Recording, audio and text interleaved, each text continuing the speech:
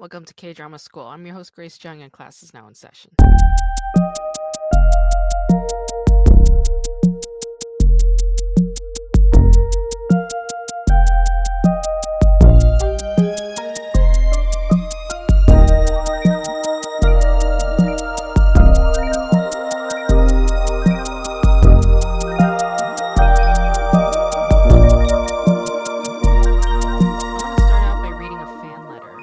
Hi, Grace. Can't tell you how much I appreciate the podcast.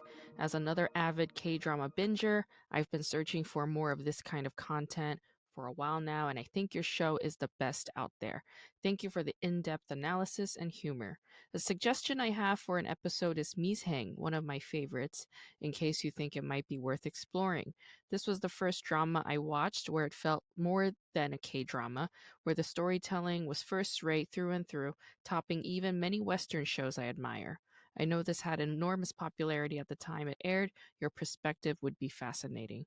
I also loved My Mister as well and really enjoyed Signal, both, of course, directed by Kim Won-suk.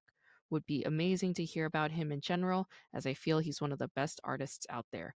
Maybe you could do a filmmaker slash actor spotlight every so often as well. Best of luck with everything. Rooting for your success. Regards, Kichul. Thank you, Kichai, for your very nice letter. I got it a while back and wanted to cover Misaeng for a while now, so I wanted to read your letter in sync with it. So thank you for your letter. Misaeng is a very well-known drama. It is also known as Incomplete Life on other platforms. I believe in America it is currently on Netflix. It's a 2014 K-drama from TVN based on a webtoon series by Yoon Tae-ho, and Yoon Tae-ho also wrote the webtoon Moss or Iki, which became a film to great success, directed by Kang Woo-seok, who is a very well-known filmmaker for movies like Shilmido and Public Enemy. I really like Yoon Tae-ho's story because he came from nothing and he apprenticed as an illustrator for other comic writers, and he struggled with an inferiority complex for a very long time because he comes from the shits. He doesn't come from a very educated background. His family is extremely poor, and he has none of the refinements of some artists. And he struggled to get his work published for a very long time. And so I have a very deep appreciation for his tenacity and for his talent.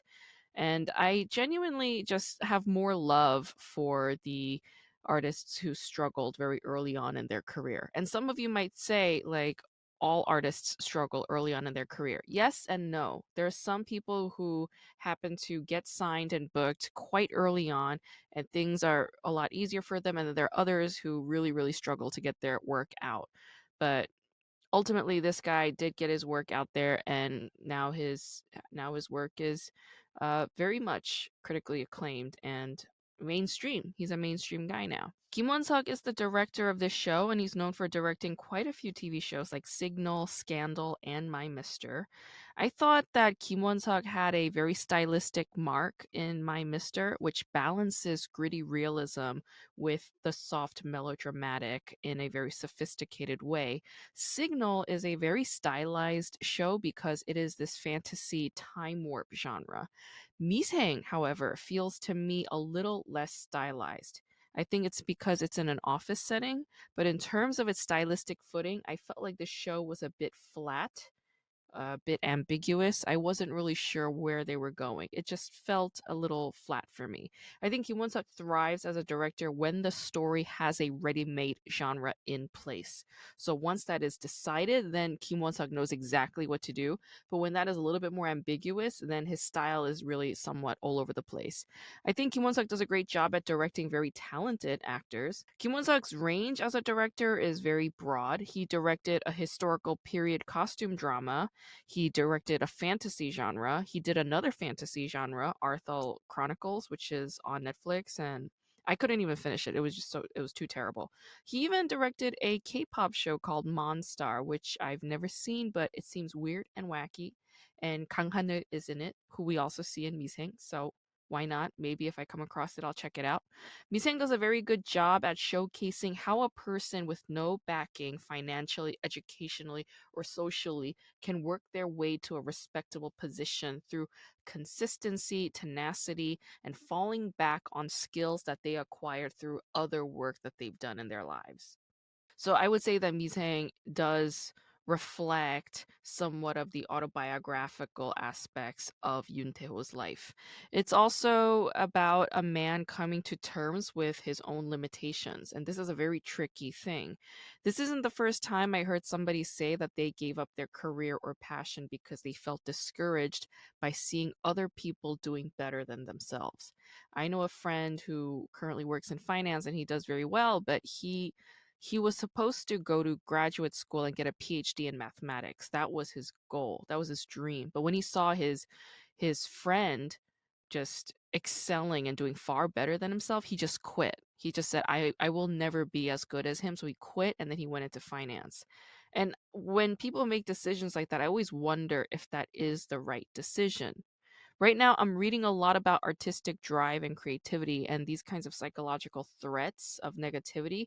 They come up time and time again for people who are pursuing their passions, especially a creative pursuit. And it's something that we live with constantly, especially when we are taking a risk and moving forward on something that we really want.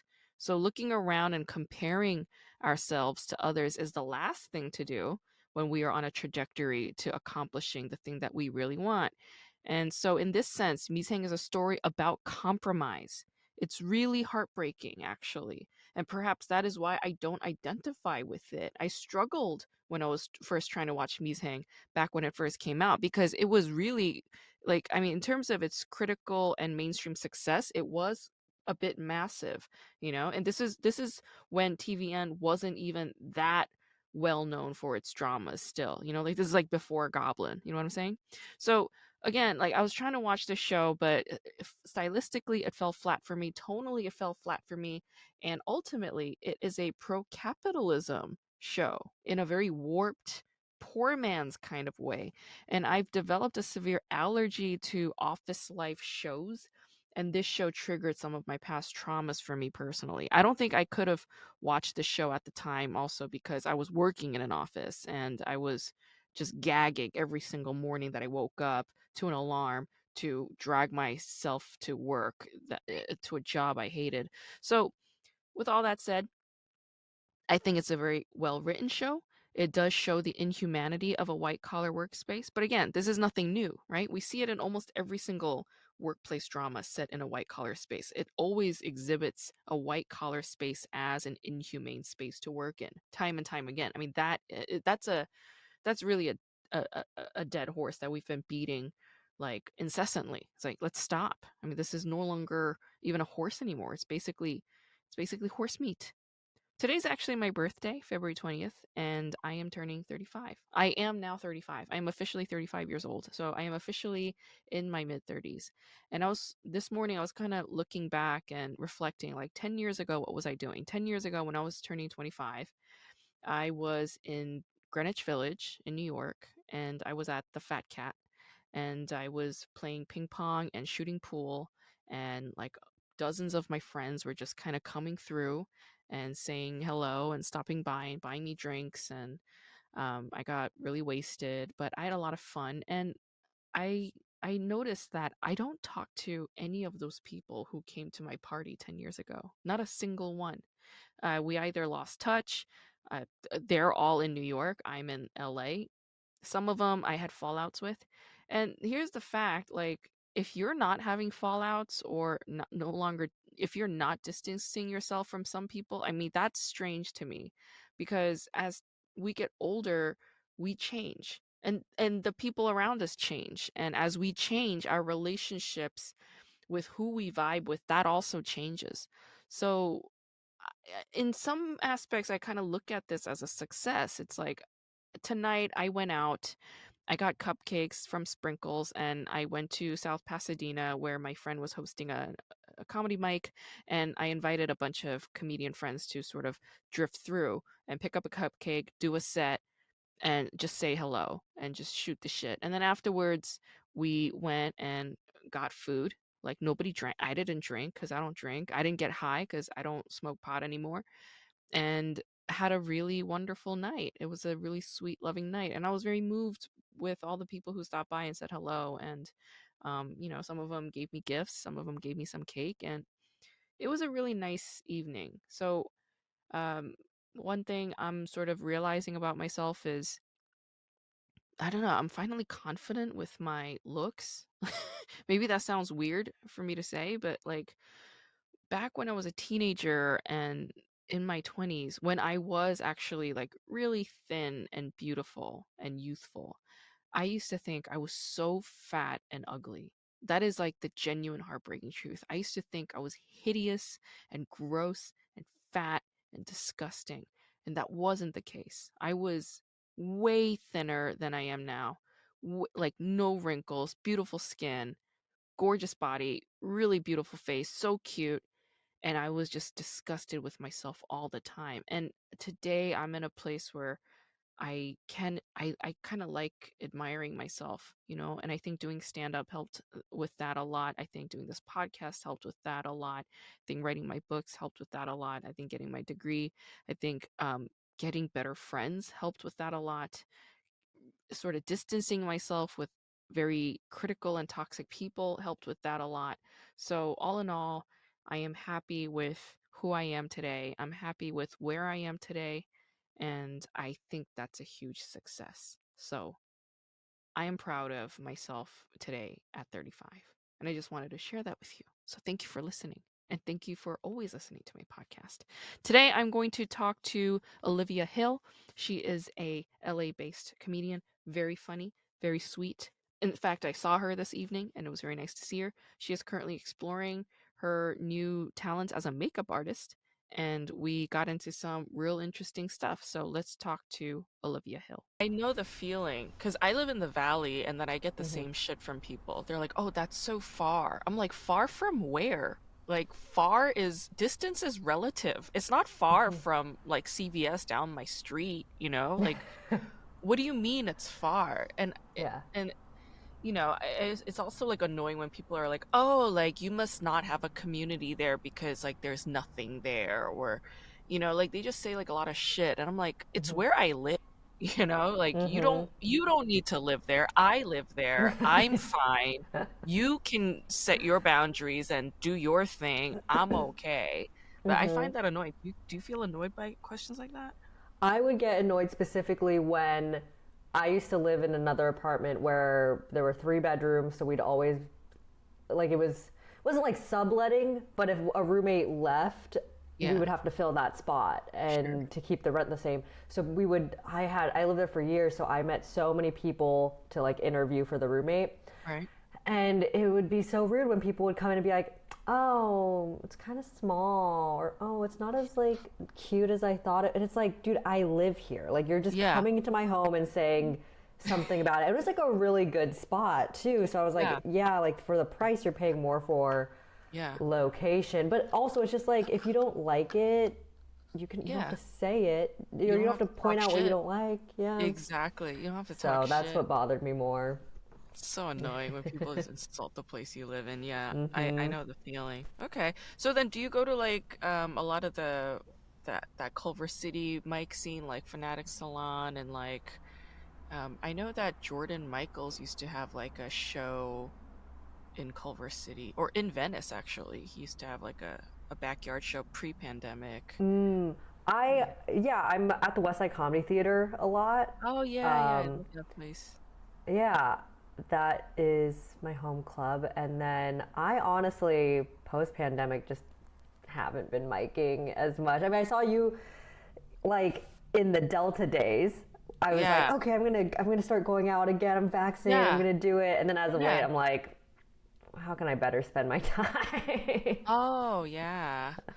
Yeah, then what have you been doing? Like, where has all your energy and focus been poured into as of late?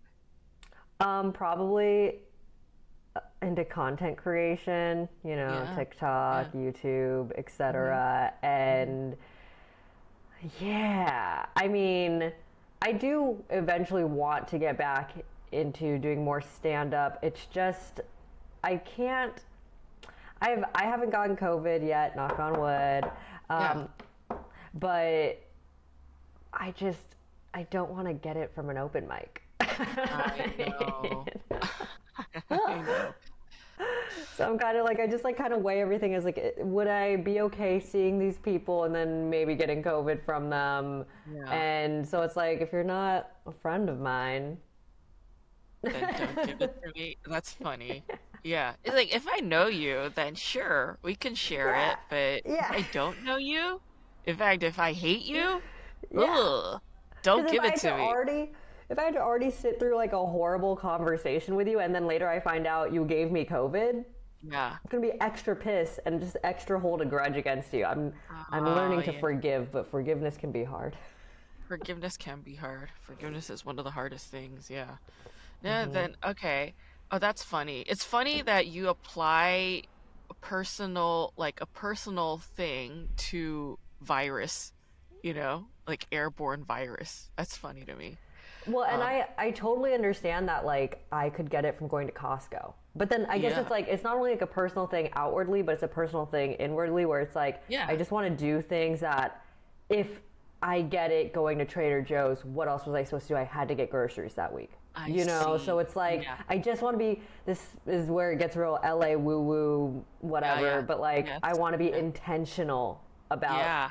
what I Yeah. do now. Sure. Sure. Yeah. And it's like if you go grocery shopping, it's like for your survival and sustenance. Yeah. Yeah. I understand. Okay. I get it. I understand. Fucking A. I've been seeing that you were doing like makeup tutorials and stuff. Yeah. So like what's the gimmick there when you're doing your makeup tutorial? The gimmick is that I am not trained. I never went to beauty school. In an alternate universe, I do, and that's where I spend a ton of money. But in this Uh-huh. universe, I don't see it. It's pretty much a hobby for me. I love Yeah. learning about it, but when you go to beauty school, from what I understand, it's a lot of learning. Like you learn how to do makeup and you learn how to do it on other people, but you have to spend a lot of money on a kit. That way, if you get hired, you can do any Mm. skin tone. And so if I'm just doing makeup on me, I can't afford 50 shades of foundation for them to all Yeah. also go bad because you have to, Yeah. all makeup has expiration dates. Yep. Yep. So I've always just loved watching people do makeup on YouTube, like since I was like a teenager, because I couldn't figure out how to do eyeliner on my eyelids when I was a Uh, teenager, so I'd watch all these videos to figure out what I was doing wrong, and then I just got hooked into like watching it for the like the artistry, the entertainment. There's something yeah. soothing about it, even though when I watch or when I hear people, they're like, "Yeah, I watch Twitch," and I'm like, "You watch other people play video games?" But then like I'm like, I watch other people do makeup. So Yeah. because I'm not like trained, but I do stand up and write and stuff. I Uh, try to make it funny and entertaining. And uh-huh. the gimmick is she's not here right now. Is that I have this donut cat pillow named Uh-huh. Donut Uh-huh. Kitty, and the running Oh. joke is that she's the producer and that she sets up the light. She sets up this, Oh, cute. and I think it's just going to like turn into like slowly watching me lose my mind and believe Yeah. that like she's my Wilson, you know? Yeah, yeah, yeah. Oh, that's cute. I like that. No, we all have to do these things nowadays, like I used to have such an issue with being in front of the camera and like I used to have issues with even like selfies and posting selfies. Like taking selfies is one thing and then posting it is another thing. And like I used to have such an issue around all of that. And I used to think that it was like an ego thing, like an unhealthy ego thing. That's what I used to believe. And that's what used to stop me because it was like judgment and all this shit. But then nowadays I'm realizing it's actually a sign of a healthy ego to be able to like admire oneself in a photo in the mirror and to be able to love those images and love actions that you take in front of the camera. Like it's actually it's the opposite of what I used to believe. That's what I'm coming to terms with. And I used to really struggle with that. I mean, did you ever struggle with like being in front of the camera at all? No, not with the camera, but it took a little bit to get over my voice Ah, because what you hear in your head is not what comes out. And also, I am tone deaf. oh, So, like, I can't sing. Like, I wow. have had my microphone turned off several times at karaoke. It is very embarrassing. That's so Like, mean. Oh my God. it's it's probably for the good of the people. It's probably like, you know, that like train ethics question is like, do we kill one person or do we kill seven? It's like, we're gonna kill this girl's mic and make her feel bad, but Still. everyone in this bar will Oh my thank us God. Your for friends it. would do that, or like bar No, people do the that? bar Oh, people. Yeah, that's we so used fucked to up. like go to a karaoke spot after the show I used to run before the pandemic, and we'd go like the show was monthly, and it always landed on like a Tuesday or Wednesday, and this bar Yeah. up the street had karaoke, so that was always Yeah. where we did the after party, and Yeah. it happened to me there twice, and I That was is like, all so, right, got the that is so, message. that is so mean. That's But not it's cool. I think I've been more offended in the past about it. It's not the meanest thing that's ever happened to me, and I'm also just self-aware about my voice. So it's Okay. like, and also I think I got lucky, and they felt not lucky, but they felt like they could get away with it, and maybe I wouldn't notice because Yeah. because I'm so insecure about singing, I would do Uh, duets. So like okay. the other person, so it wasn't just like, oh wow, we turned off this one girl. It was like you could still hear the other person, and I was just like screaming. So like you could still Okay. hear both of us. Yeah. But yeah, I can't like hear things and mimic it. And so when I Mm. first started doing stand up and I would listen to like the recordings on my phone, it was Yeah. hard. But then now I have to rewatch so much footage and listen to those Yeah. recordings that I've gotten over it. But Okay. singing is still like a big no for me. Oh, interesting. Uh, yeah, I know that feeling too. Like hearing one's voice is very jarring for a lot of people. But funnily enough, like I kind of got over the voice thing and video stuff after I started stand up.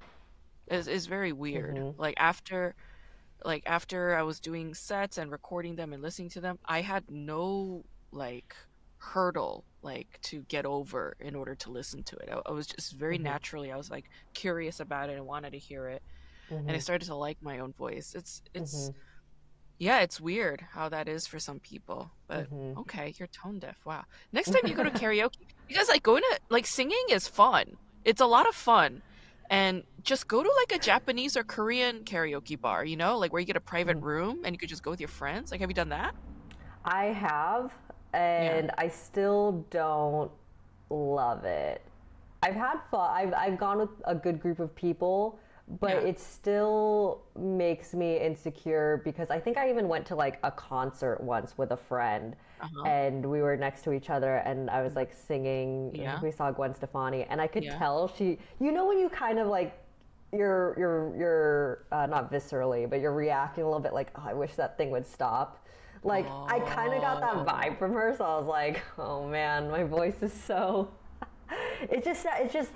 And it's not even funny. People are like, oh, well, lean into it, make it funny, and I'm like, it's really not even funny. It's just bad. I almost want to make you sing right now just so I can hear it. No, I'm not gonna. But okay, you know what you should do then? Go to like a karaoke bar or like go to like a Korean noraebang. You could go to noraebangs in K-town. Or you just your own private room. Like in during a daytime, like afternoon or something, because it's cheap. And just go in for an hour and sing all the songs that you want without like alone. Well, Without that's what yeah. my car is for. I love singing in my car. I let it Yeah. out there. I do. I really, and I love like driving around. Like driving around Yeah. is so soothing for me. So I'll do Yeah. it there. Yeah, Yeah. yeah, Okay. Good. Good. Good. Because I'm like, that's yeah. fucked up. That's fucked up that she doesn't get to do that. You know? Oh no, I Yeah. let it out. I just don't like doing it around people because I can see they're like, even when they're being polite, you can kind of see the eye twitch, and I'm like, I'm so sorry.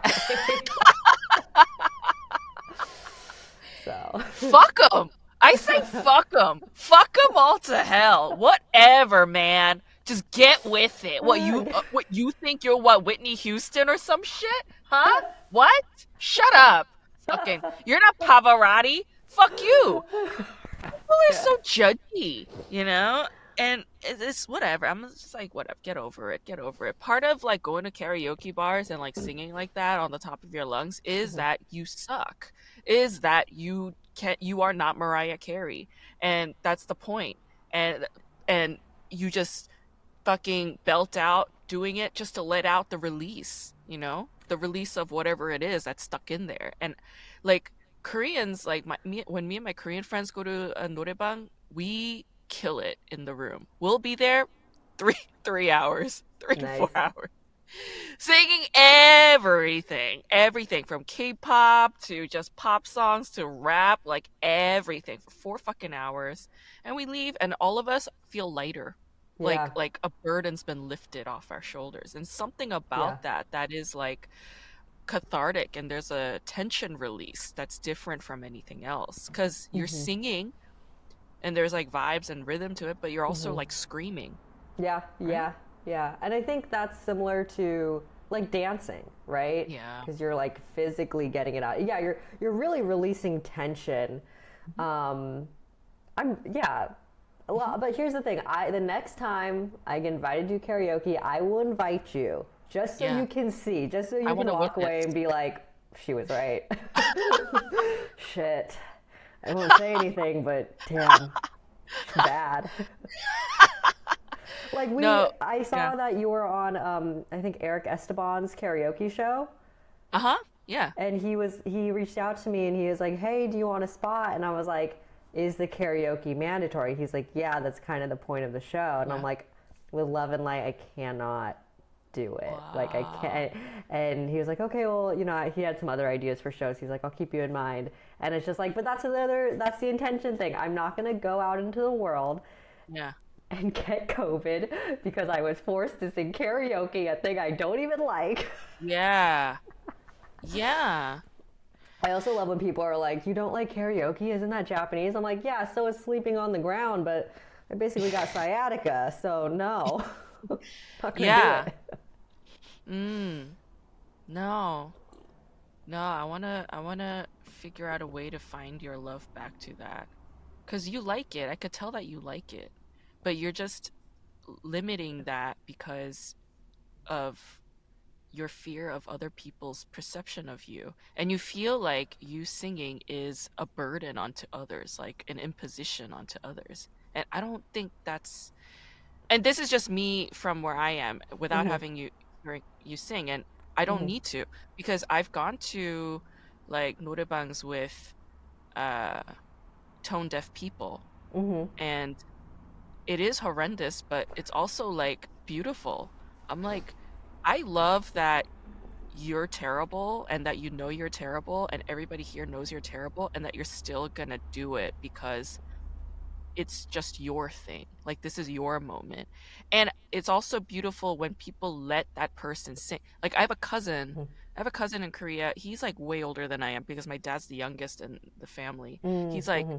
he was like 25, 30 years older than I am. We go to a noraebang with my aunts, and all my aunts and uncles are like amazing singers. I was just like, what the fuck? You guys are killing it. And then my cousin sucked. Like, oh my God. Like, in comparison to them, like our aunts and uncles, it's like even worse because they're like fucking Jennifer Hudson level, and he's Hmm. like awful. Hmm. It sounds like a turtle yelling. But he still sang. He Yeah, sang a yeah. bunch of songs, and nobody hit cancel. Everybody just let him Mm. sing. Everybody Hmm. Hmm. applauded. And it's like Oh, they made space for him because he deserves that space. And he made that space for himself too, being sure, unapologetic. sure. That's what I'm talking about. Like that is a real thing. And not only with my cousin, but I saw it with my friend too. Like I went to high school with her. Hmm. Can't sing a note. Oh my gosh. But I wanted her to sing, you know? I Hmm. wanted her to just still do it. Hmm. And then a friend of mine pushed the cancel button. I was like, that was so mean. That was so mean. Don't ever do that again, you know? While she was singing. Yes, but hit Mm, cancel. Hit cancel. Hit end. It's not cool. It's not cool to. that's That's like mean. it's one of the rudest things you could do. I can't believe Yeah. that business did that to you. Don't ever go to that bar again. Fuck those people. I mean, look, I appreciate that we're trying to work through my insecurities right now, but at the same time, I think I did enough karaoke in my life where I gave it that shot. I tried to be all the things that Okay. you're saying. And I think I've just made peace. I'm like, I also don't really Mm, enjoy it personally. Like, okay. regardless of the reaction, like, That's it's all just that matters. not, Yeah. you know, Yeah. versus like, Yeah. I love stand up. I love being the center of Yeah. attention in that Yeah. way because I know I'm good at it. And I think that's the flow of energy, Right. right? It's like Yeah. when you're doing good and the feedback you're getting is good, it makes you better. And then I Yeah. think same with singing, right? Where Yeah. if I only feel, even if it's in my own head that I'm being judged, like I'm gonna tighten up my vocal cords, I'm gonna tighten up Sure. my diaphragm, and so it's Sure. gonna sound worse. I'm gonna get more insecure. Yeah. But I've had, my cathartic moments of singing with like a best friend to either Taylor Swift or Post Malone Yeah. in the car. Yeah. Yeah. So Yeah. like I've Okay. experienced like the vibe of it, but I just think like Yeah. I was talking with a friend about this, like, just things that we're like, at this point in our lives, I've tried it. I don't like it. Like karaoke, baths, don't need them. They don't do it for me. Yeah, if you don't find joy out of it, then yeah, absolutely let it go. Yeah. I thought maybe like you loved it and then you weren't doing it, but okay, it's a different story if you don't like it. Yeah. If you don't Right, enjoy it, right. then fuck it. We don't need to. What, you don't like baths? That's shocking. Really? Because I probably would if I lived in a situation that was pristinely clean. And I'm not saying Ah, I'm like, okay, one, on just an even normal level, it's like, how often do I have to, like, I don't want to sit in my own bathtub. Like, I would have to, like, scrub it down before yeah. soaking in it. Yeah. But, these, like, buildings in Los Angeles, the one I live in is not new. There have been other Oh, bodies okay. in there. Yeah, yeah, yeah. Like to soak in that. I just feel like I'm Yeah. embalming myself in generations of failed actors. Ew, yeah. That's funny. Yeah. No, So, I love baths. I take baths like every week. But yeah, it is like a question mark in your mind. It's like, oh, who else has been in here? Also, a lot of people die in bathtubs. You know what I'm saying? yeah, Like, I have a yeah. bit about that. I have a bit about how like Whitney Houston and like Jim Morrison died in bathtubs, you know? It's like, why do people think baths are relaxing when people die in bathtubs, you know? It's like it's a strange idea. But what a way to go, taking a bath, trying to do something relaxing, and then you're like, you know what, this is so relaxing that I'm just gonna leave my body, right? Just Yeah, fucking soul escape. yeah, yeah, yeah. I mean, I'm sure it makes the cleanup a little easier too. Oh my I'm speaking from a logical standpoint. I feel like I'll get god! canceled for saying that 20 years Yeah, from they'll now, just but scoop them out. Yeah, yeah, just drain the tub. Yeah, there's no blood or any horrendous thing. yeah. Fucking A. Man, a lot of comics died this past month, didn't they? We lost Again, this past month? we lost Bob Saget. We Oh, lost yes. Louis Anderson. I mean, Yes. Betty White too. She's a comedic actress. Yes. Okay. I was sadly thinking about if it was people we personally knew because I knew there Oh, was a moment this past year where a handful of people were lost. So I I was like, know. did I have, is this what happens when I don't go to open mics? Is I don't know who's, but yeah, you're right. The bigger ones. Yeah. Yeah. The established ones that the rest of the country are mourning. Yeah, that's what I meant, I suppose. But I think it's always sad when a comic dies, established or not. Like, it's always heartbreaking and agonizing. But anyway, do you have like any 2022 goals, like short term and like year-long goals for yourself? I made a resolution. It's kind of a resolution. It's Yeah. an interesting one. What I'm doing is every month I am taking one friend of mine to dinner at like a Wow. nice restaurant, and I'm gonna pay for it. I'm taking them on a friend date because Wow. I love really nice restaurants in LA, but I Mm. kind of got sick of I got over the mentality that I needed it to be like a real date where a guy pays for it. I'm like, I can pay Yeah. for this, but I Yeah. also didn't want to put my friends in a position where I'm like, I want to eat here, and they're like, we can't afford that. Right. So I was like, I got you, because I would rather guarantee that I'm gonna have a good time with someone over good food and Yeah. try a new place and get an opinion about it rather than like sitting around and waiting for, you know, Oh. like feeling even comfortable enough to be like, can we go here? Like whatever. So I'm just like Oh, taking it into my own hands, and I love that. yeah, Oh, I yeah. love that. That is so empowering. Holy shit. Because yeah, that's usually okay, I'm a huge foodie myself, Mhm. and there's so many places I'd like to go, but like, our friends are comics and artists, and also it's LA, like people don't really they don't a lot of people in LA don't think of food as like a thing to go after and like dine Mhm. out, like the whole experience. They don't think of it like that. They just think food is just something you eat and that's it. But Mhm. I like the whole ritual of going to restaurants, sitting down, getting dolled up to go, having, Mhm. food come in, the courses. I love that whole ritual. And Mhm. in LA, I hardly ever do that. But yeah, like you're right. Why should we wait around for a date to hope that he's man enough to fucking pick up the check? Or why Mhm. should we, like not go after the thing that we want because of whatever constructs, social constructs, and you're just fucking breaking down the barricade of that and being like, in a very easy way, be like, I can do this. And it's a Mhm. nice thing to do, to be able to take a Mhm. friend out and Mhm. think of the appreciation, and that is so nice. I love that resolution. And Yes. also, it really, I did it. I did my January one already, Yeah. and I kind of Where'd knew you guys going into go? it. We went to Rosaline. Is it Rosaline or Okay. Rosaline? All I think right. it's just Rosaline on.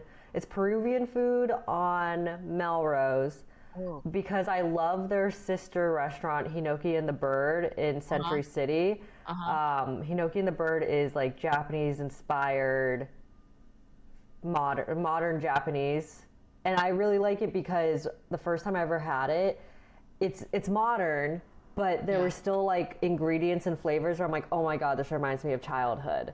So, and I Oh, think yeah. that's really cool to mesh the two. Oh, fuck Um, yeah. and so this is their sister restaurant. I think it's a different chef, Yeah. but its Peruvian food is really Yeah. good. Mhm. And the thing I realized going into it and even after is that it also gives me appreciation for when a Mhm. guy does take me out and they do cover the check, because I'm like, oh yeah, like, because I've been immature in my day and I've probably thrown a few fits at a few Michelin star restaurants with Uh-huh. dates. Uh-huh. And Uh-huh. so, yeah, I think it gave me an appreciation for that. And it was not financially a dig as big as I thought. Like I was open to whatever it was being, but Yeah. when I saw it, I was like, I'm not bothered by this number, and Yeah. because I had such a good time that there's no number that would have.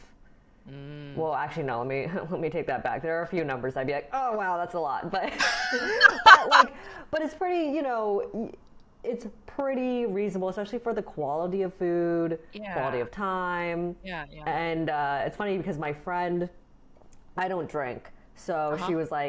she's like, do you want me to buy my own drink, or do you Uh-huh. want like? And I was like, nah, like I got you. Like I'll get a mocktail, so I feel like I have like an Sure. expensive-ish drink on the table as Sure. well. But I was like, maybe just don't like buy 3 drinks in front of me, because that shit does add up. And then if I can't drink, then Mhm. For but sure. yeah. Yeah, alcohol is always very expensive, especially at Mhm. places like that. Mhm. That's another thing that you and have in common. I don't drink either, and Mhm. like a lot of these, um, you know, Michelin starred restaurants, like wines are amazing, their cocktails are amazing.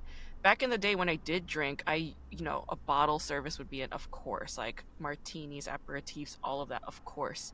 But yeah, like it really cuts down the bill like enormously when you Mhm. cut out the alcohol, because booze really does get expensive. Yeah, Yeah, yeah. yeah. I remember my ex-boyfriend. He was a sommelier, and when we started dating, he had just passed like one of the big tests that he had to take. Mhm. So I was like, "Let me Mhm. take you out. I want to like celebrate you and this accomplishment." Yeah. And I remember like we went to like a nice restaurant, so I already knew I was Yeah. gonna like be like dropping a good amount, and I like worked as a barista. Like I did not have. I mean, I still don't make like a ton of money, but I did not like it was less than now. And You're making barista I money. Yeah. what? You're making barista money. Yeah, Yeah, yeah. and he and he knew where I worked. We've literally also worked together, and so I was like, and I remember he ordered 3 drinks, and I was like, bruh, expensive. What are you Yeah. doing? Wow. But he was a good guy. We dated for a while, but I was just like, but that was like one of the first dates, and I was like, like, dude. Yeah, you give an inch and they take a foot. Yeah, it's how it goes sometimes. Hmm. And I Okay. remember he wasn't even like trying to get drunk. He got like three different things. He got like a beer, a cocktail, and then like a dessert wine or something. And I was like, Hmm. what's going on here, man? Yeah. Yeah. You were like, I said let's go out for a drink. I did not say let's go out for a drinks. Yeah. Yeah, yeah, Yeah. yeah. I didn't say let's go out for maybe a hangover for you the next day, all right? I didn't say let's go out for maybe let's get you fucking wasted tonight, bro. I did not say that. What the and hell? and it was like over dinner too, so I was paying for like dinner and drinks. Yeah, yeah, yeah. No, because if it was just drinks, then I'd be like, fine, let's party. But like, it was dinner and drinks, and Was he a white boy? They're so inconsiderate, I'm telling you. They are so. Of all the boys that I've dated, white boys were the most inconsiderate. Ah, one of my favorite Grace. I feel like a lot of my interactions with you are cemented into my soul in a good way, but they're always because like when we first met, I didn't see you around a ton. We didn't like roll in enough of the same circle where it'd be yeah, like, oh, every Tuesday I see that's Grace, so true. it'd be kind of Yeah, like, yeah, oh my yeah, God, hey, it's Grace. yeah. And I don't know if you remember this. Mhm, This is not the same guy that ordered three drinks. This is, mhm, but I went to a party. You showed up, mhm. and it was like an amalgamation of people. There was no like, it wasn't like, hey, this is my Asian writers group party. It was an Yeah. amalgamation of normal people, and I brought like the guy I was seeing, and you're like, oh, you brought the colonizer. Oh my God, I don't remember this. And this was this was like pre-pandemic, so it wasn't even like something that like people would joke about on Twitter. It was just like, and you said that, and I was like, I guess I did. Like I did. I'm sorry. Oh, I Oh don't care. God. No, no, but that's funny. Oh God, yeah, Mm. that sounds like something I would say. Yeah. It's a problem. I say these things not to be a jerk. I'm never trying to be a jerk. I'm usually just making a very pointed observation that other people wouldn't say, you know? Sure. But I say it. That's Yeah. my fucking problem. And then time and time again, if it lands as funny, then I'm lucky. But if it Hmm. lands as like like everybody's silent and shocked, I then think relationships change, you know? Like whole I thing change. when we first met, I really like, and not that I don't now, but like I think when we first met, I like looked Yeah. up to you in a way, and I like Oh. had like respect for you. So when you Mhm. said that, I was like I took it like I had fucked up because you said it with such a deadpan face, and it kind of made me think like, oh, maybe I shouldn't date this person I Oh genuinely no, no, like. no. No, no, no. No, I'm sorry. No, no, no, no, no. No, That it's that would okay. never be my intention. No, no, no. No. It sounds like a very harshly delivered joke. Yeah, it was a joke. Yeah. But I do remember when I first met you, we met through Emily Browning Mm-hmm. at that house, that great house in Highland Park where like people record podcasts and there's like a great Was it? kitchen. So Yeah. that was that party then? What was the same party? Oh, funny. I I That think was the so. first time. That was the first time I met you, and it was a very white room. It was very, very white, In and people or in walls color? yeah, yeah, yeah, yeah. It was a very white kind of atmosphere. And Wait, when wait, I which saw one you, though? In was there like one ethnicity black or person? in there were you I thought you brought there were some Asian people there. There was me, you, Yabez. There were Okay, two of your friends who I feel so bad I don't remember their names right I now. I don't remember any of my friends there. I don't Oh think I wait, brought anybody. Emily invited me, so I went, and I was probably there's a talking to picture people. of all of us together, and that's why I thought they I were your don't friends because we all took a picture. But maybe we all just were like, "Hey, all the Asians, get in this picture right now." They were promoting themselves as diverse. This was a PR tactic for EDI initiatives from that house, and it was false. The majority was white. When I was there, I was like just noting. I was like, this is a very white centric party. And then, Mm-hmm. oh, you're right. I did bring a friend. I brought Amber there. Amber was my Okay. Asian friend. You're right.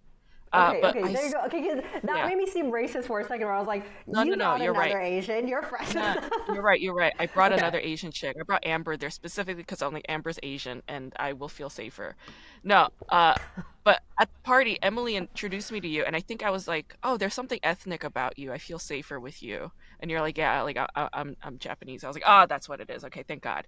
But I remember saying that. But I say things like that. That's just how I am. Like I'm very, I'm like a straight shooter. I'm like very New York like that, you know? Mm-hmm. Mm-hmm. This was just a thought that just kind of fluttered through my mind the other day, but I was kind of like, New Yorkers pride themselves on their personality, the fact that they're, direct, straightforward, rude, yeah, like they pride themselves on this, but I'm like, but it's not personality that they're priding themselves on. They're priding themselves on pathology. Like this is a disease, to be sociopathic and okay with it, yeah.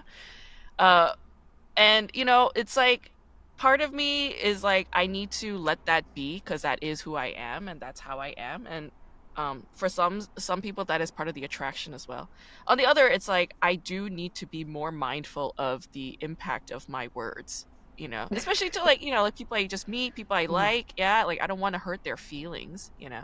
Uh Well, and also, you didn't hurt my feelings that night. I think I was okay. just kind of like, You I made a didn't. I note. thought we had met one time before then, and I think I just kind of like the way it was Yeah. the delivery. I was like, it just kind of like, it was like a mirror to myself where I was like, oh my god, am I hurting the entire Asian community by doing this?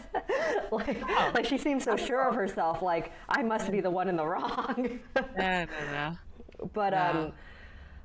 so I used to be more hard headed about this East Coast West Coast LA versus New York debate because I used to really because I grew up here. We've talked Yeah. about this before, Yeah.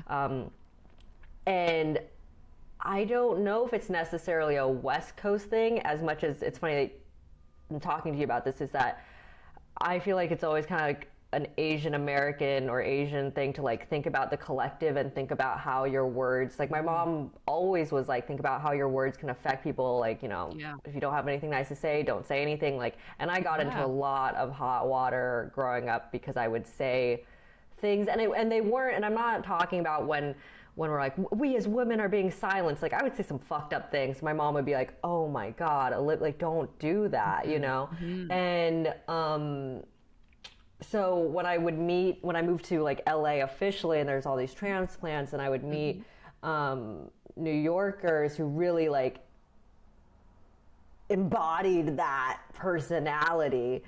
It Mhm. was really frustrating because it was me looking at myself and I was like, well, I was never allowed to be this direct. If I could have Oh, been, then for I sure. would have been. But this is just, yeah, I think it's rude that you're not considering someone Right. else's feelings right now. And I think I always notice that like Californians or West Coast or LA or whatever, they might say exactly what the New Yorker wants to say, but they pad it with, like, I just feel like in my own personal opinion. That way it's like I'm saying it, I feel like, but you don't have to. But at the same time, it's still like followed by like, you're an idiot or something like, it's Yeah. still like, it Yeah. can be direct after that. Yeah. But, yeah, so I Mhm. think that was my big gripe when I first, and now I've kind of fallen to like, because I think that's the thing is, those examples are the extremes. Yeah. But there's a ton Yeah. of gray area in between where you can like hear someone be direct and just and not let it affect you, or you can just Yeah. say something that's more observational. Yeah. It's just yeah. And observational can come off as personal to others. Mm. I'm at a point where, because everything I say is always observational. It's just a Mhm. comment and it's an Mhm. opinion. It doesn't have to be a fact. But I think it's just my tone and my delivery. And again, as you say, like I seem very sure of myself, which is a persona, which is just an aura, it's just a vibe I give off. And Do I you really guess think that it's just a vibe? You don't think that you have that confidence in you? I think I have some of it, but a lot of the times when Mhm. somebody seems very overly confident, there's like a very huge well of lack of confidence running at the same time, always, in everybody. Sure, but I will Yeah. say that the vibe that when I met you and thought like, oh, she's confident, Mhm. because I've also seen those people where I'm like, oh, they're confident, Oh, like but all like you the see, time. because you had like Time. you weren't, not that this is like everyone, but you had Yeah. this like stoicness about it. And so you Yeah. had this calmness, you had this control over it without needing to be in control. You were just Yeah. like, Yeah. Yeah. I'm going to choose my word. Like, not even Yeah. choose your words. You just, when you'd say something, it was like, she has a beginning and end of that sentence, and there's a punctuation, and she meant it. And Yeah. she's Yeah. Yeah. sure of it. So Yeah.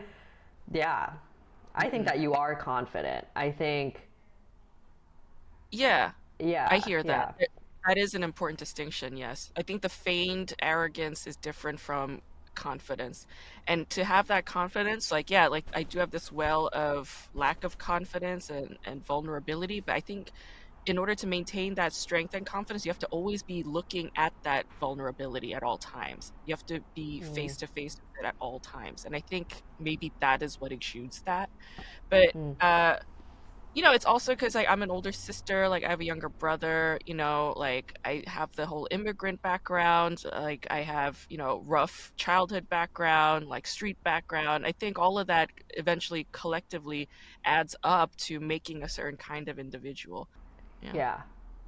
It took me these past few years to learn that for sure. Mm. And it's one of those things where I could be like, oh, like why didn't they teach us that when we were younger? And it's like they kind of did, they kind of tried to, but it's not going to absorb when you're a teenager who's also dealing with that, pinnacle in life of acceptance and fitting in and all those things. And like you could Growing tell up. them as much as you want, like, no, love Mhm, yourself. And it's mhm, like, and it's another thing also, I love all these mhm. I don't know, content creators, whatever, all these people out there, they're like, love yourself. I'm like, well, tell me how. Give me tactical ways to like. What do you mean, just do it? Like, no, tell me Yeah, if you tell me yeah, like it, and yeah, I do appreciate the ones that are like, it's making your bed every morning, it's taking care of yeah. yourself, it's putting yourself first. That way you can care for others. But the people are Mhm. just like, love yourself and it fix everything. It's like, wait, I don't even know how to do that. What? So, I think it takes a lifetime to fully accept and love yourself. And that's just how it is. You just resign to that and you just say, like, my intention is to love myself. And yeah, those little things like making your bed, like clipping your fingernails, brushing your hair, brushing your teeth. If you just say mindfully, this is an act of care to myself. This is an act of love to myself. I'm going to choose to have a salad because I haven't eaten any greens today and I know that it's good for me. That's an act of self-care and a broader sense of self-love, right? Like sometimes people have this fucked up belief. It's like, you know what? I'm gonna treat myself. And they think treating yourself equates self-love and self-care. It's like, is that treating yourself, is that toxic in any way? Like you have to wonder that, you know? But at the same time, like there are other forms of like things like I don't know, I just did that book, The Artist's Way, right? By Julia Cameron? I read like the first 3 chapters of it. And then you stopped. Um, Yeah, I think I borrowed it from the library and then it was due. And I'm really bad at finishing books. I start a bunch and then you don't have they just to. kind of, boom. Yeah, you don't have to. There are a lot of things in there that I've read from other books. Like I Yeah. read a lot, and then I see a lot of like, overlaps. But one thing is like, how, for instance, like you're saying you're doing this makeup tutorial thing, right?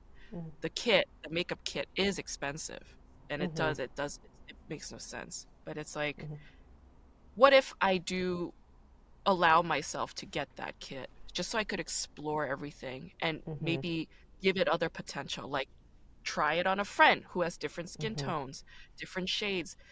It's like she says that is not a waste of money. Don't feel guilty over spending money on creativity ever Yeah. because it Mm-hmm. is nurturing your spirit and soul and your creative self and your inner Mm-hmm. child. So like with little things like that, that is Mm-hmm. a treat. That is a Mm-hmm. treat and that is a productive one and it's not toxic. It's not you eating a Mm-hmm. whole cake and then watching Mm-hmm. 18 movies in 24 Mm-hmm. hours. It's very Right. different from Right. that. Yeah. Yeah. And the way I look at those things too is that, like, off of that example is because there are other things I've like, like light setups, Yeah, microphones, man. etc. It adds And up. Yeah. it adds up, but it's the two differences in that exact example is that if you were to buy a makeup kit to create and give to Hmm. others, you're putting out into this world versus the cake in the movies, you are imbibing. So it's fully Oh, just you. interesting. Yeah. And I think the more you put into this world, the more you're given back to Yeah, yeah, because yeah. you created, you helped add to this experience, and hopefully, and that's why, as much as I want to be famous, I also just want, like, because there's so Yeah. many creators, so many big comedians where I would see like some YouTube video they made 12 years ago and something about it stuck with me and affected me as a teenager. I still laugh about it to this day. Yeah. Like, and it's like all these like sketches that live in my head that like no one's ever heard of, but they inspired me, they affected me. And that's why, like, something like TikTok, I'm like, maybe someone thinks that this one line that I said is so funny and they start saying it and it brightened their day and it sticks with them. And that in the end is more impactful and important than like, oh, millions of people see me do this thing that Yeah. Yeah. I mean, I still would Yeah. love to try that out, but I Yeah. think Yeah. I really, how I was affected by comedic art is those little golden nuggets that you collect along the way. So if I can give those to people where they're like, Hmm. that was funny, and I always think about it, I'd be like, Yeah. wow, like Yes. cool. No, it's like what you were saying about the giving part. Like Mm-hmm. any art that we make, it is a give. It is a gift that we're Mm-hmm. giving. We're not Mm-hmm. intending it to be that way. We're just making something. But that is an act of like love for our proximity, whoever is in that proximity. Love for ourselves, first of all, because we're doing the thing that we love and we're in this little world and we're making something, but it's something that people are going to see and look at and appreciate. And it's also Mm-hmm. funny how you say like, you have these moments and sketches in your memory. It's like it's usually something very specific that Mm-hmm. nobody else noticed, but you know it and it cracks you the fuck up. You could never re-explain this to somebody. You could never recreate the moment for somebody, but it's yours and it's there. Mm-hmm. And I Mm-hmm. think that's like a really important and meaningful thing that you noted. But yeah, Yeah. what were you gonna ask me? My question was going to be, I feel like, especially living here in LA, going off of the makeup kit example, right? Yeah. It's like, yeah, like let's just give it a shot. Let's invest in the makeup kit and tell our friends that we can do their makeup. And since I'm not like a full blown professional yet, Hmm. obviously I can't like charge the It's even professional funnier, yeah, if you're not prices, a full-blown professional. Yeah. Yeah. right? But like, I the thing I kind of struggled with this past year too is like enjoying hobbies personally without thinking of like, how can I film this to make content out of it? How can I monetize off of it? How can I, use it to help the end goal comedy career? And then I'm like, wait, what am I doing? Why can't I just enjoy this thing for Uh-huh. me? Why do I feel like I need to like share, Mhm. not even for like the validation, but I'm purely looking at it from an entrepreneurial standpoint of like, okay, how can we brand this? Mhm. And that's where I get kind of sick with the whole LA. It feels like, yeah, walking a tightrope with a balance beam, and I'm like tipping Mhm. this way, and then I Mhm. overcorrect, Mhm. but I just, yeah, I don't know if you have any advice or thoughts on that. I think you should just let go of any perfectionist attitudes around the thing Mm, that you love, like, or around the thing that you want to do. It's like just focus. It's like it's a combination of things, right? Be present. That's the number one thing. Be present in this moment and reach for whatever is in your very immediate proximity. It's like I have a makeup brush and I have eyeshadow and my friend is over. Let's just do her makeup because it's all here, it's all happening. Like for Mhm. instance, last night, this is one example. Last night, I went to my friend Grant and David's house. They're in North Hollywood. Grant said he could burn DVDs for me because I have this short film and I want to burn it as a DVD so I could give it to my subject because he turns 100 next month. And so I Wow. brought it to him. I brought the DVDs to him, and Grant was not prepared. He didn't even have his drive out. He didn't even know that his drive is not compatible for burning DVD-Rs. Like he was like a mess, right? I could have been Mhm. standing there over his shoulder yelling at him, but I just went to David's room and I just like Mhm. talking to David, blah blah blah blah blah. And then Mhm. Grant's still figuring it out. And he's like, oh, I don't know if I can figure it out. And he's like stressed. I was like, it's okay. And then I was just kind of looking around his room and I was like, oh, like you like Kurt Vonnegut. Oh, you like Virginia Woolf. Oh, you like this, you like that. Talking about this and that and that. And then we're talking about movies. And then I was like, he talks about this film by Jim Jarmusch, Permanent Vacation, that I really love. And he's like, oh, I saw it recently. I was like, oh my God, David should be a Permanent Vacation. It should be a David movie. He's like, yeah, like da da da. We started talking. And then we wrote a whole movie, like mentally. I wrote down some notes. And then Mhm. I was like, is this a feature or a short? He's like, I think a short. I was like, okay, a short.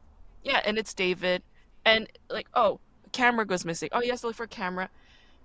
I went there to get DVDs burned.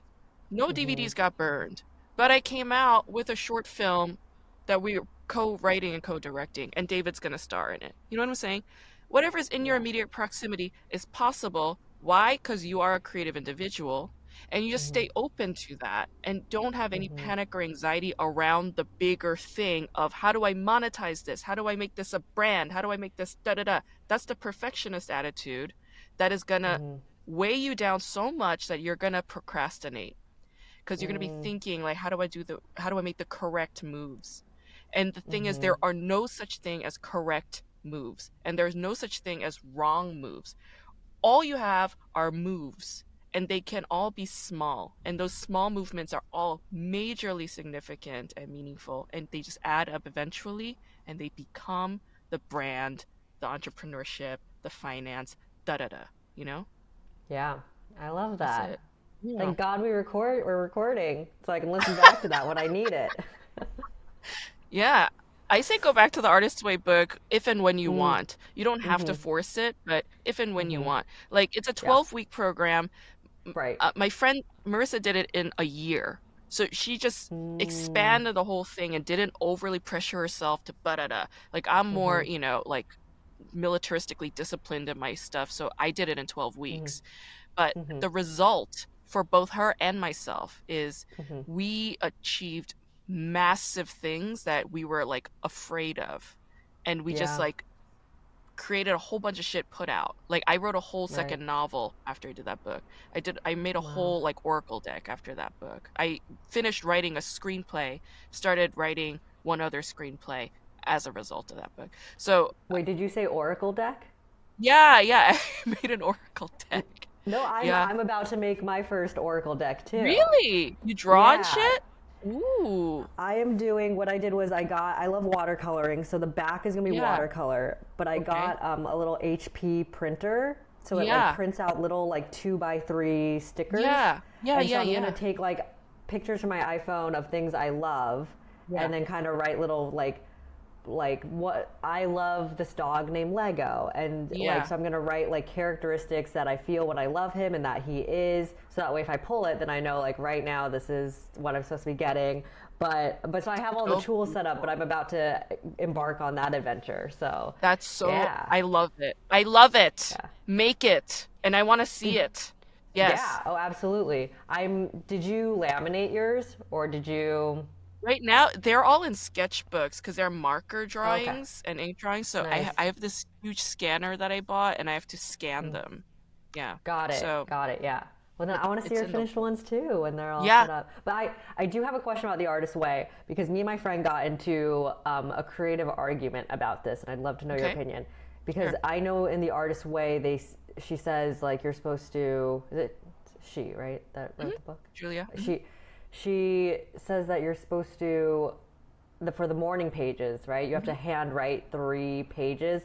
But I've done morning pages for years Yeah. because of that book, and also I knew journaling was a thing. Yeah. But I prefer to type Yeah. because typing keeps up with how quickly I'm thinking the Yes. thoughts and just getting them Yes. out there, and my Yeah. hand doesn't fucking cramp and I'm Yeah. not Yeah. getting Yeah. angry at the page. Right. And my friend Right. was like, "No, you have to write them. You can't type them." And I'm like, "No, I think you can do whatever resonates Yeah. with you." So I don't know I if think you I think saw. you're right. I think you're right. Whatever works Okay. best for you is the right answer. Whatever comes with most ease is the right Mhm. answer. Anything Okay. that creates a blockage in the thing that you're trying to do is not the Mhm. right answer.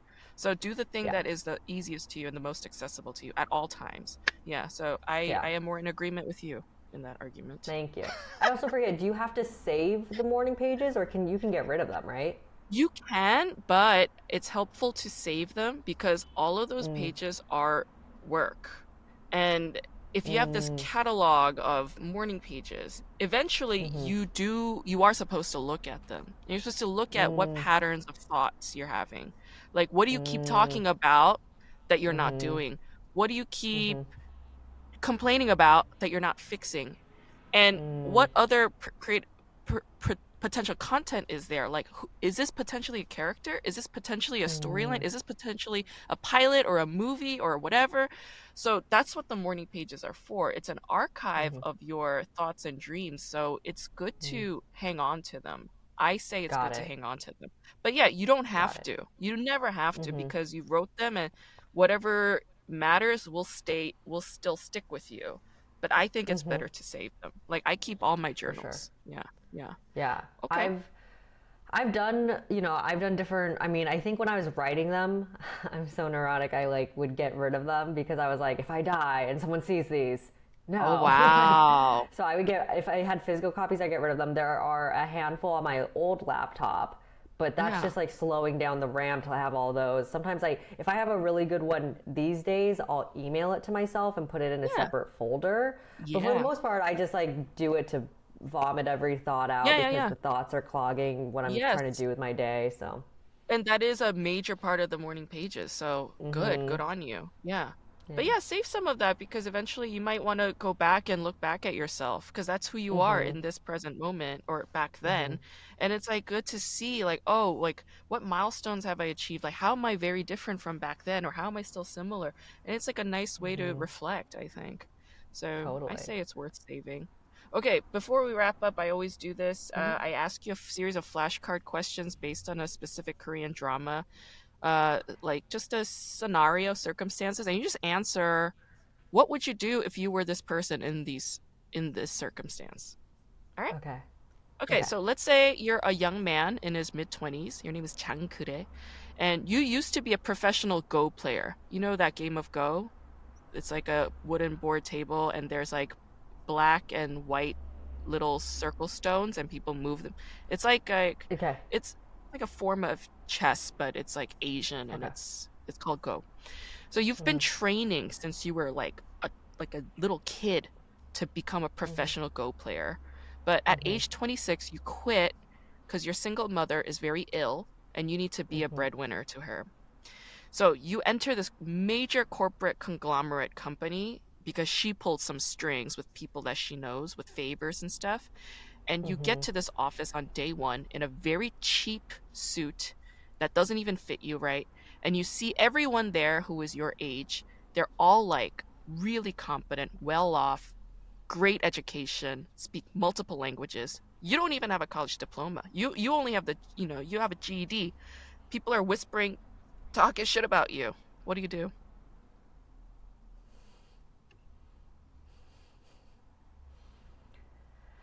I go to my desk. Step one, I just you we got all of it. Like I was expecting the question to go elsewhere. I didn't know it was gonna stop there in it. Stops there. But What do you do? like It's day yeah, one. It's day one. The pressure's you on. go to your desk. You go to your Okay. desk. You turn on your computer, Hmm. and if someone's supposed to train me, I ask them for help, Yeah. and I'm Oh. like, yeah, you still do the fucking thing. You stick with it. That's yeah, like I know I'm gonna be competent enough to like figure it out with some training. Like it's Okay. probably gonna suck for a second, but like if you're at what do I do? Go to my desk. Ah, Go to whoever I'm supposed to report to. I Just love keep that. kind of one foot in front of the other. Yes. When in doubt, go to your desk. Okay, I good, feel like good. that's like that must be like capitalistic America in me. Go to your desk. No, it's very practical. It's very practical and pragmatic. You didn't run Because away. You didn't go back home. You go to your desk. I think that's great. Okay.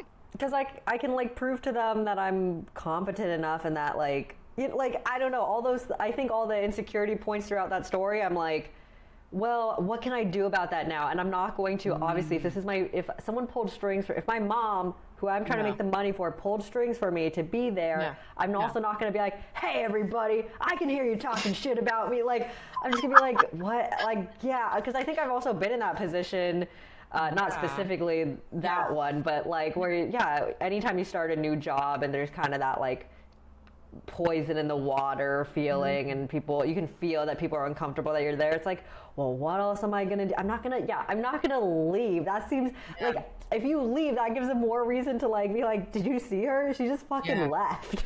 yeah, yeah, yeah. Okay. So No, tough it that's out. brave and pragmatic of you. Good. Okay. All right, so you're the same guy. You're Kure again, okay? The Okay. people in the office are hazing you, all right? Oh. They're all wondering how a bumbling idiot like yourself got an internship at such a prestigious international company. Someone says that there was an error with a very enormous order of fermented octopus in these giant tin drums, and you and the other interns have to dig through every single tin drum in search for squid because squid is like this more inferior version. Sometimes people cheat and lie and they say it's octopus and it's not. So all the interns are wearing hazmat gear. You're still in your cheap ass suit that your mom bought you. And Mm-hmm. you get a like while everybody's, working, you get a call on your phone. So you're trying to pick it up and then your phone falls in the vat of the octopus liquid shit. But all the other interns got a phone call informing them that stop the work, just get back to the office. And none of Mm-hmm. the other interns told you. So you're in the freezer truck in your suit by yourself, getting your cheap suit ruined in the freezing cold, working a job that was no longer necessary for like 2, 3 hours. What do you do? Well, okay, wait. Okay, so wait, I need some clarification. Yeah, So the other interns are gone. we left. I didn't ask them for their hazmat suit when they left. Like, what the fuck? No, like, hey, They, you don't they need the left without hazmat. they left without saying that, they were all leaving. They left without Oh, informing you. They just kept letting you work and left. I would probably, for the first 20 to 30 minutes, feel awkward and get minorly traumatized by it. And then at minute 45, I'd probably like start talking aloud to myself and be like, fuck this, like, have a Uh, bad attitude about it. Am I still digging through the octopus? like the realization hit you that you no longer had to do this job for the last 2 hours, and they didn't tell you to be mean about it. They all left. Yeah. I probably would internalize that they were being mean to me. Or like I'd be like, did they get like taken? Like what the fuck happened to everybody? Like I don't There's know. like a That's a van. very There's a company van, and everybody like told one another like, okay, they called. They said we don't have to do the job anymore. We're going back to the office, and they all got in the van, and they're like, is anybody telling Kude? It's like, no, fuck that guy, and they left. And you're stranded at this fucking place. It's so sad. It was like you I was like know, by the scene. Yeah. yeah, I'd probably, at that point, given who I am today, I mean, if you asked me 2 years ago, I'd be like, I guess I just keep doing it. But given who I am today, I'd be like, no. Like, you guys, no Yeah. one, everyone said collectively, fuck this guy and left me here. And then, Yeah. like, I'd be fucking pissed. I have to figure out how to get a new phone, which apparently, like, I can't afford because my mom's, Yeah. is she Yeah. dying? She's ill. Okay, so, maybe I decide, hey, you know what? I guess I just go off the grid and Huh. I go, I would go home, I would Yeah. take a shower. I would not even put a 2 weeks in because Yeah. all of that is rude, fucked up, Mhm. hazing. No, so I would just None. I go get a fucking shower first. I probably cry Mm, in the shower, yes. but I'm not, and then I figure out something else. I'm sure there are. Is this in Korea? Yeah. I'm Yeah. sure there are a million other jobs in Korea. I didn't know if it was like in Antarctica. I'm like, I don't know if there's other jobs in Antarctica. This Yeah. might be it for me. Yeah.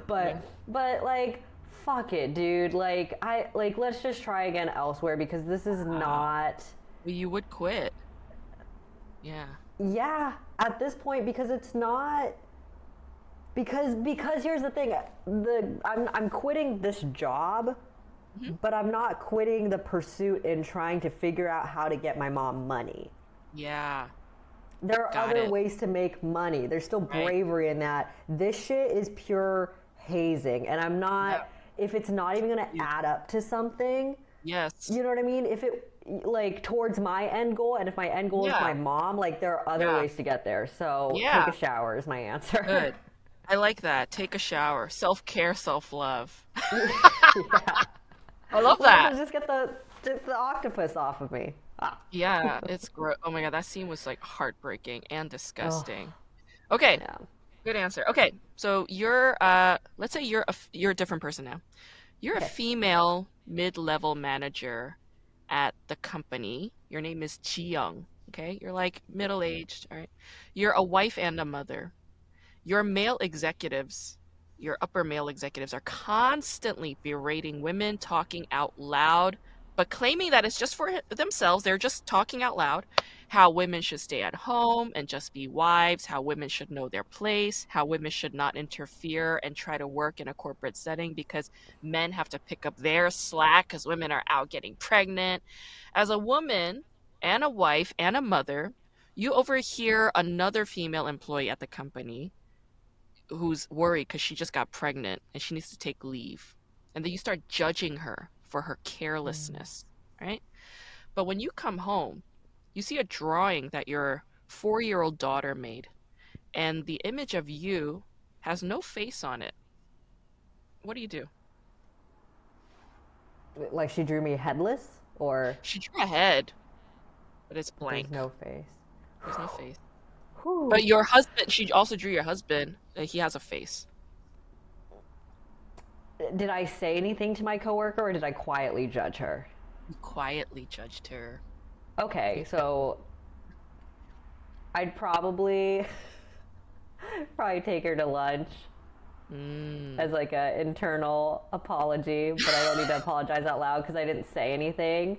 You Yeah. know, like I didn't say Yeah. anything mean to her, but like Yeah. I do feel bad, so I probably, you know, take her to lunch. Um, I don't know. That's Oh, such a complex situation one of because these Olivia dinners. Yes. exactly. I take her to an Olivia dinner, and I would ask if she has any questions about childbirth or motherhood, if she's Oh, nervous about it. yeah. Um, Ooh, yeah. yeah, but as far as like, sounds like a toxic environment, but it doesn't sound like the question was asking me how I'm gonna like Yeah. show up with a sword and like murder all Yeah. these upper executives. That sounds like a Mm-hmm. different kind of show. So, Mm-hmm. Mm-hmm. so, Yeah, it's a so very I guess that's what yep. I would do. Okay. It's a what? I think that's nice. I think that's actually really, really nice. Like a woman like that could use a lunch and a talking friend or listening Mm-hmm. friend. Yeah. I think that's Mm-hmm. really nice. Okay. Okay. See, all right. That's a proximity thing you could do. See? A small thing that you could do that adds up. Okay. Final question. Yeah. You're Kure again, right? The young man. Okay. You're you're given a test at the company and your job is on the line, okay? You have a bunch of socks and underwear that you bought at a market, at like a small wholesale market because they gave you a budget and they said that you have to make like 10 times the profit, like turn it into 10 times the profit. So you go and buy these cheap socks and underwear and you're trying to sell it on the street. Nobody's buying them. Everybody's ignoring it, right? Sun is setting, you know, deadline is almost up. So you bring the socks and underwear to your old institute, the Go Academy that used to take Go classes at. They've known you since you were a little boy. And everybody there respects you, loves you, welcomes you with open arms, and you bring this stuff and you're like, I need you guys to buy this. And the director there says to you, that nobody at this institute can buy these products from you. What do you do?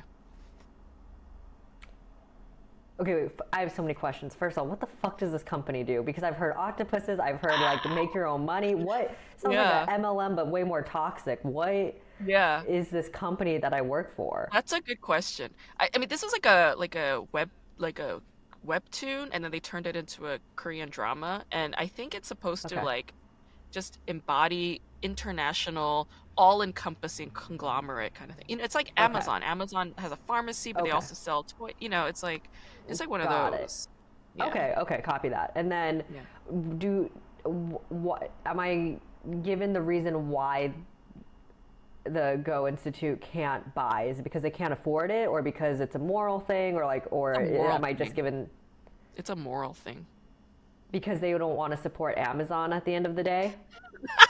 Is that That's funny. well, I don't That's want to support it is Amazon, so I probably get it, but like, a very important moral thing. No, no, no. It was more like the director was like, he's like, you were giving this assignment because they want you to learn something about problem solving. And you're falling back on your old friends and your old like family basically.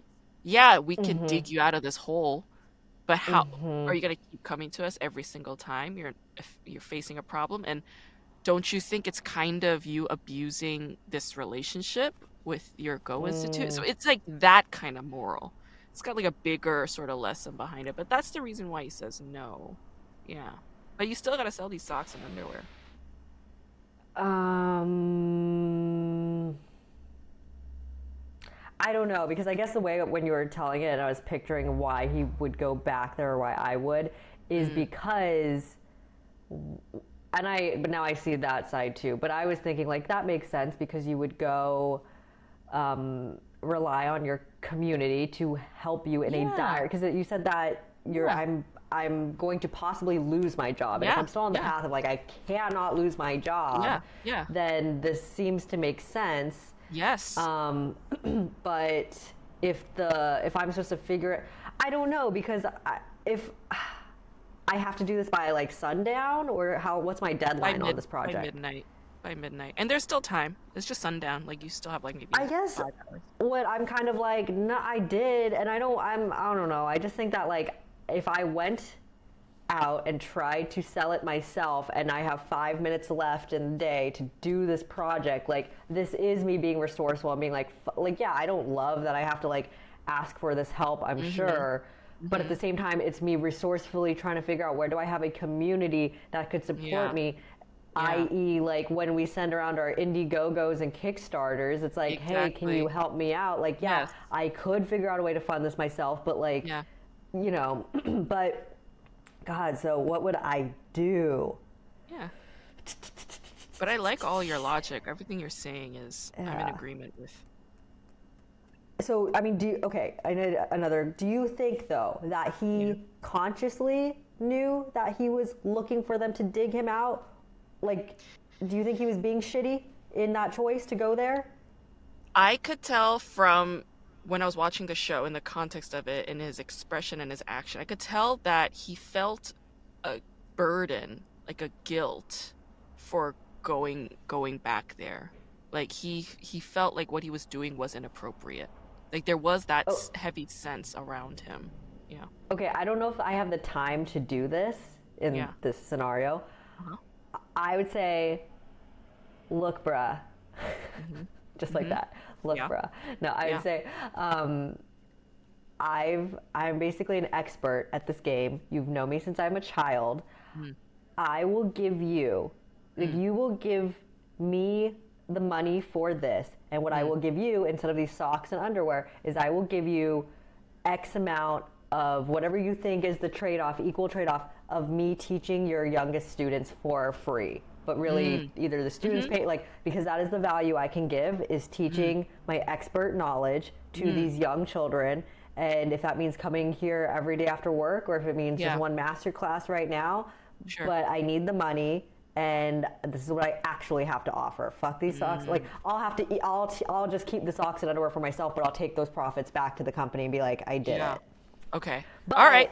Yeah. but I don't think that like helps the long term solution with the company because I can't keep.